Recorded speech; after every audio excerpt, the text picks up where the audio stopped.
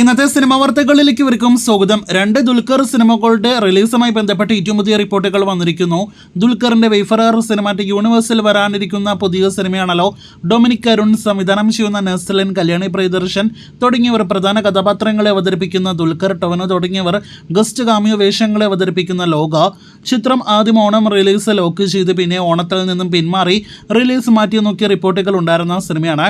എന്നാൽ ഇപ്പോഴത്തെ സിനിമയുടെ റിലീസിന്റെ കാര്യത്തിൽ ഒരു ട്വിസ്റ്റ് സംഭവിച്ചിരിക്കുകയാണ്.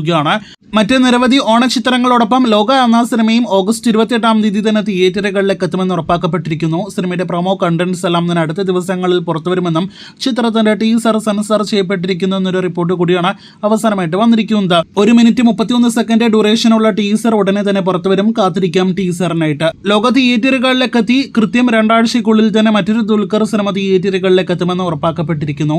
കാന്ത എന്ന സിനിമയുടെ റിലീസാണത്. നേരത്തെ പലതവണ തിയേറ്റർ റിലീസ് മാറ്റിവെക്കപ്പെട്ട സിനിമ ഏറ്റവും അവസാനം സെപ്റ്റംബർ 12 എന്ന ഡേറ്റ് ലോക്ക് ചെയ്യാനായിട്ട് ഒരുങ്ങുന്നു എന്നൊരു റിപ്പോർട്ട് വന്നിരിക്കുകയാണ്. അപ്പോൾ ഓണത്തിന് ശേഷം കാന്ത എന്ന അനിബ ഷാ ദുൽഖർ നായകനെത്തുന്ന സിനിമ കൂടി ഈ വർഷം തിയേറ്ററുകളിലേക്ക് എത്തുമെന്നർത്ഥം. സിനിമയുടെ കേരള വിതരണം ദുൽഖറിന്റെ നിർമ്മാണ കമ്പനി തന്നെയാണ് സ്വന്തമാക്കിയിരിക്കുന്നത്. കാന്തയുടെ അപ്ഡേറ്റുകളും ഉടനെ വന്നു തുടങ്ങും. കാത്തിരിക്കും കൂടുതൽ സിനിമാ വാർത്തകൾക്ക്.